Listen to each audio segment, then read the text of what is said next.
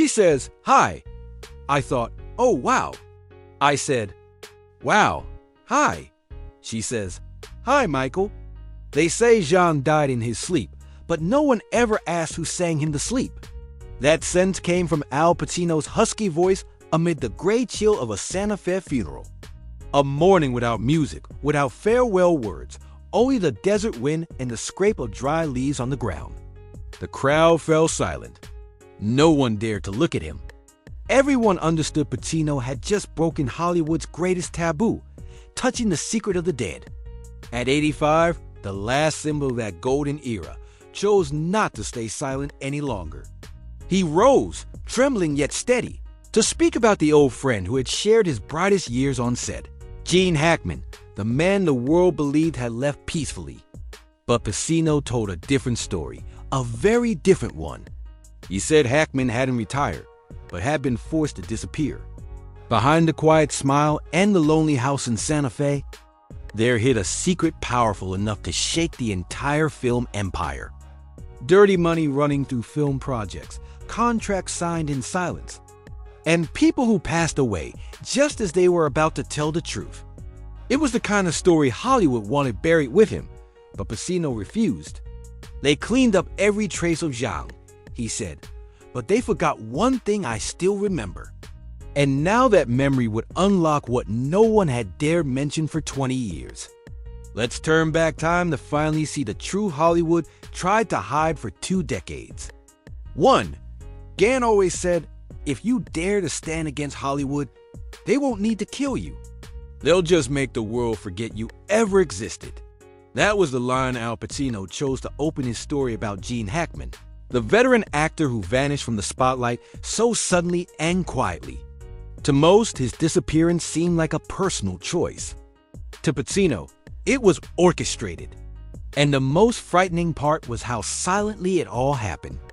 According to Pacino, it began around 2001 when Hackman was offered the lead role in a major project produced by Harold Connery, a prominent name in the business, known only for his vast studio connections, but also for questionable private fund money flowing in from overseas.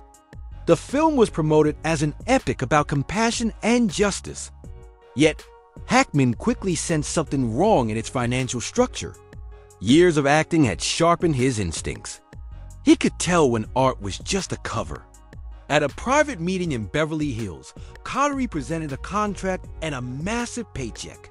Hackman skimmed a few pages and stopped. He refused. To him, there was no reason to take a role that only polished a financial scheme disguised as cinema. From that moment, a chain of quiet events began, not a scandal, but something heavier than any scandal ever revealed. Within 3 months, Hackman's career froze. Negotiations halted without explanation. Studios turned away. The press stopped mentioning him, not with bad news, but with complete silence. No more scripts, no more invitations, no more calls. The career of one of America's greatest faces on screen fell into a nameless void.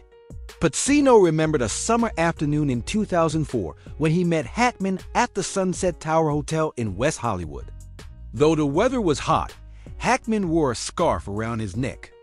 As he bent to port, Pacino noticed a thin, sharp scar running from his neck to his shoulder. Hackman smiled, saying he had fallen while fixing a ceiling fan.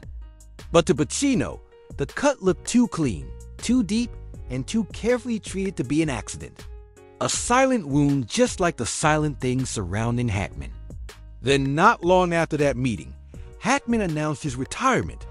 He sold his Beverly Hills home and moved to Santa Fe, a small desert town in New Mexico. There he lived almost entirely secluded. No staff, no public contacts, no interviews. Neighbors only knew him as an old bearded man who quietly visited a small bookstore every Friday afternoon. Clara, an employee there, said Hackman always bought the same kind of notebook, a large black moleskin. He paid in cash, never used a card. Once when she jokingly asked if he was writing a detective novel, Hackman paused and said, "Some things shouldn't be printed." After that, he stayed away for nearly 3 months. Pacino claimed Hackman spent most of his time in Santa Fe writing not scripts, not novels, but memoirs. A book never meant to be published while he lived a record of what he had seen, known, and kept silent about for too long. According to Pacino, Hackman said that if he ever died, that book would speak for him. After Hackman's death, police found his personal computer in the study, but the hard drive was gone. His cloud backups, protected by two-factor authentication, had been permanently erased one day after the house was sealed. No signs of outside hacking. The system showed no strange access. It was clear someone had entered the house, taken what they wanted, and left without a trace. Pacino never shared details publicly, but confirmed he had read the first draft of that memoir at the end of 2023. In it, Hackman described shadowy links between finance and filmmaking, naming certain famous stars who allegedly used money to bury scandals, silence victims, and cover organized wrongdoing. The book ended with one short line: "If I tell it all, some people will lose everything." One detail haunted Pacino's Zena. The dog Hackman treated like family was found dead from suffocation inside a closet. Police claimed it had crawled in and got trapped, but Pacino disagreed. Zena never left Gene's side. She was trained to stay near him. If she was locked in, someone locked her there. The only reason to do that, he said, was to keep the dog from barking when a stranger entered. Forensics showed the removed hard drive bore no scratches. Whoever did it knew the device's exact structure. The back door hinges had been unscrewed with precision tools, and scratch marks on the closet matched the estimated time of both Zena's and Hackman's deaths, meaning he was still alive when it all happened. As the details emerged, Hackman's death no longer looked simple. It became a warning in Hollywood: silence can save your life, but truth can become a death sentence. Pacino said Hackman had seen what Hollywood never wanted exposed. He knew who stood behind the dark funds. He knew who used money to hide guilt. He knew too much, so much they couldn't let him write it down. Before they buried him, they buried his manuscript first. When asked if Pacino believed Gene Hackman's death was natural, he looked down at the table and said quietly, "Nothing natural is ever that clean." 2. No death is ordinary when someone dies right after they decide to tell the truth. That line, spoken by Al Pacino during an interview after the funeral, froze the entire room. He stared straight into the camera, unblinking. And Zhang, he was ready to speak. March 2025, Santa Fe, dry and cold. A maintenance worker named Lish Chavez arrived to check the electrical system at Gene Hackman's hilltop home on Cerro Gordo. He knocked, no answer. Lights were still on the alarm light, blinking as if manually disabled. Chavez circled to the back, called through a window, still silence. He contacted the neighborhood guard, and then the police were dispatched. When the door opened, a metallic medicinal scent filled the air. The scene inside stunned everyone. Hackman lay on his back in the hallway, hand still clutching a fallen glass of water. His wife Betsy was found in the bathroom. A prescription bottle uncapped on the floor. Water still dripping from the shower. One small dog dead in the closet.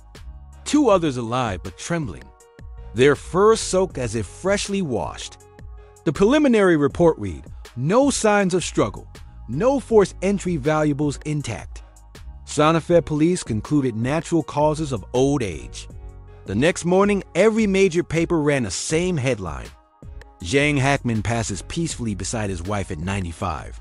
But those who truly knew Zhang understood nothing in his life had ever been peaceful. By that afternoon, strange details surfaced. Every clock in the house had stopped at 3:17 a.m., not from a power outage since lights and heating still worked. The DVR from the security cameras was gone, yet the cables were untouched, neatly unplugged. The back door was slightly ajar, its hinges loosened with a screwdriver. A neighbor, Greta Lewis, testified that around 3 a.m., she heard a car engine, saw headlights sweep across her fence, then fade down the hill. Police omitted this from their official report.